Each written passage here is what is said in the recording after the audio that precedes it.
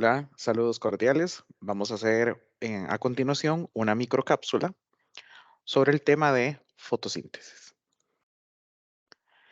¿Cuál sería el objetivo que iríamos a trabajar en esta microcápsula? Sería la de reconocer por sus características el proceso de la síntesis de clorofila o lo que conocemos como la fotosíntesis. Dentro de los dos contenidos principales a trabajar sería la nutrición autótrofa y su relación con la fotosíntesis y lo que sería el proceso fotosintético, las etapas principales que tendría este proceso. Ok, veamos algún tipo de preguntas muy generales para al finalizar hacer un repaso general de la información. Dice la primera pregunta, ¿cuál de las siguientes afirmaciones describe de manera más precisa el proceso de la fotosíntesis en los organismos autótrofos? Recordemos que los organismos autótrofos son aquellos seres que producen su propio alimento. Entonces, si leemos la primera pregunta, la primera respuesta dice la fotosíntesis es un proceso exclusivo de las plantas superiores y no está relacionado con otros organismos autótrofos. En este caso, tenemos aquí que la respuesta es incorrecta la opción A. ¿Por qué razón? Porque la fotosíntesis es un proceso que ocurre en una variedad de organismos autótrofos, no solo es exclusivo para las plantas superiores, incluso algunas bacterias y algunas algas también realizan la fotosíntesis. La opción C también es incorrecta. Dice, la fotosíntesis se lleva a cabo únicamente en presencia de oxígeno y no está vinculada con la producción de compuestos orgánicos. ¿Por qué es incorrecta? Porque la fotosíntesis sí implica la captura de dióxido de carbono, que sería el CO2, para la producción de compuestos orgánicos como lo que sería la glucosa. Aunque se produce oxígeno como un subproducto en la fase de la fotosíntesis llamada la fotólisis del agua, que fotólisis significa el rompimiento de la molécula de agua, la fotosíntesis puede ocurrir incluso en ausencia de oxígeno. Por lo tanto, queda como respuesta correcta la opción B, en la cual se destaca la conversión de la energía lumínica en energía química almacenada en moléculas de glucosa durante la fotosíntesis, lo cual es un aspecto fundamental del proceso en los organismos autótrofos. Veamos la segunda pregunta. Esta nos dice así. Durante la fase luminosa de la fotosíntesis se llevan a cabo varios procesos esenciales para la conversión de la energía lumínica en energía química. ¿Verdad? Entonces, la luz que toman las plantas, principalmente de la fuente solar, lo transforman después en energía química, que son productos internos que hace la planta durante todo su proceso metabólico. ¿Cuál de las siguientes secuencias describe correctamente la sucesión de los eventos durante esta fase? Entonces, si aquí analizamos la opción, la A sería incorrecta. Dice que la captura de dióxido de carbono, luego viene la producción de ATP y por último se libera el oxígeno. ¿Por qué es incorrecta? Porque esta secuencia de eventos no es precisa para la fase luminosa de la fotosíntesis. La fotosíntesis tiene dos etapas, una llamada la fase en sí luminosa o reacciones de Hills y la otra que es la fase oscura o llamado el ciclo de Kelvin-Benson.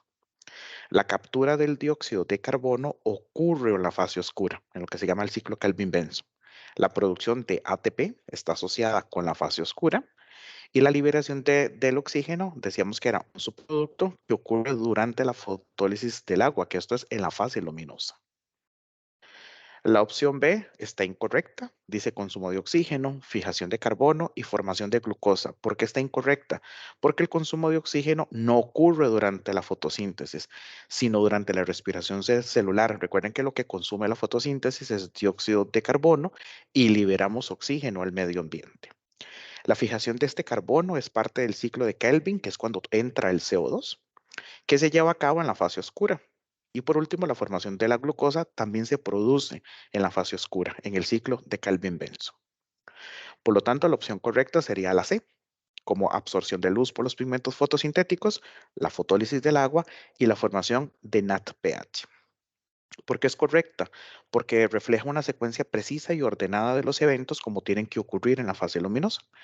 En este caso, la generación de electrones a partir de la fotólisis del agua, la producción de NADPH como un producto importante, portador de energía durante todo el proceso de la fotosíntesis.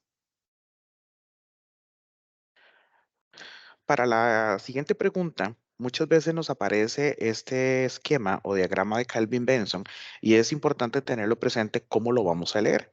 Siempre empezamos por la ribolosa 1,5-bifosfato, por sus siglas RUP, y aquí es donde interviene el CO2. ¿De qué manera interviene? Es donde se fija el carbono, está entrando el carbono. El ciclo Kelvin-Benson es para la fase oscura. Posteriormente ocurre un proceso de carboxilación, es decir, le estamos ingresando CO2 a la molécula. Hay también inclusión de agua, las flechas verdes hacia adentro significan que se está usando estos productos y hacia afuera significa que se están formando estos nuevos, pues en sí, compuestos en sí al respecto. ¿Ok? Una fase posterior de reducción, que aquí es donde se pierde oxígeno, se ganan electrones, posteriormente la regeneración, porque partimos de ribolosa 1,5-bisfosfato, comienza a sufrir transformaciones este compuesto y al final se vuelve otra vez a regenerar para volver al ciclo inicial. Pero entonces son como estos tres grandes momentos, de manera muy resumida, que tiene el ciclo de Calvin-Benson. Si continuamos propiamente con la pregunta, y esta pregunta es teniendo en cuenta el ciclo anterior. Dice, durante la fase oscura de la fotosíntesis se lleva a cabo el ciclo de Calvin-Benson, que es un proceso fundamental en la fijación del carbono. Dice la pregunta, ¿cuál de las siguientes afirmaciones describe correctamente una etapa específica de este ciclo?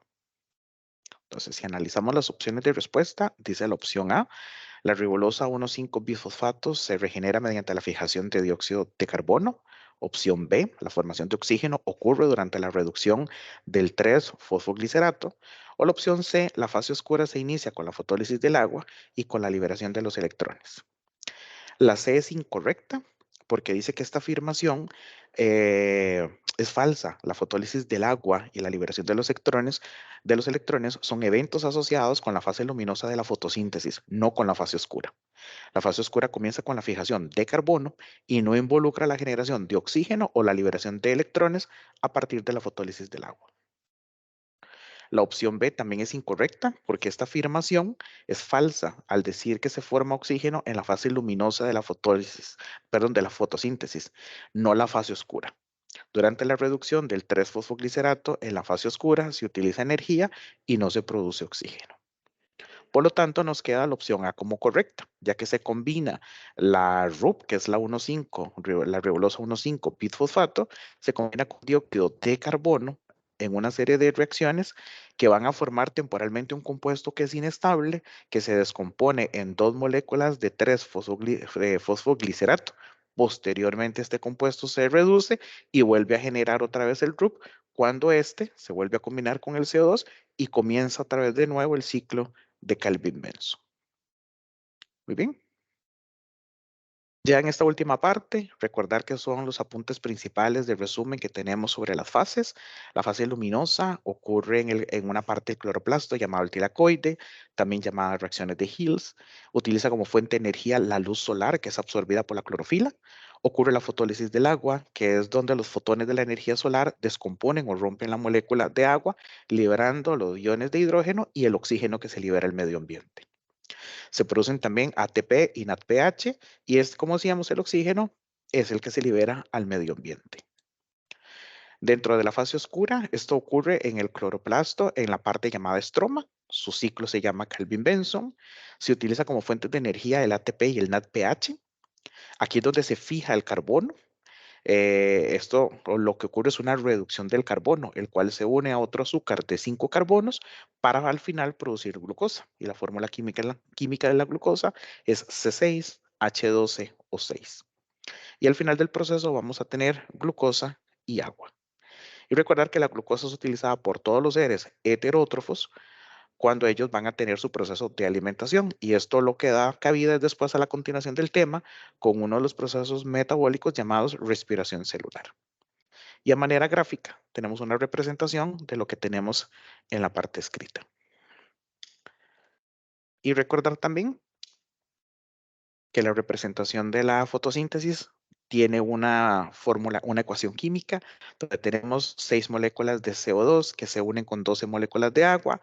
Está presente la clorofila y la luz para producir glucosa, cuya fórmula es C6H12O6, tenemos como formación oxígeno y volvemos a formar agua. Entonces, dentro de las sustancias que utilizamos, ¿verdad? En este caso serían la parte de los reactivos, siempre antes de la flecha tenemos los reactivos en una ecuación y después de la flecha son los productos. Dentro de los reactivos tenemos la clorofila, la luz solar y el agua. La clorofila y la luz solar se utilizan en la fase luminosa, mientras que el dióxido de carbono se utiliza en la fase oscura. Y por último, las sustancias que se producen, el oxígeno que se produce en la fase luminosa, la glucosa en la fase oscura y el agua también que se produce en la fase oscura. Muchas gracias.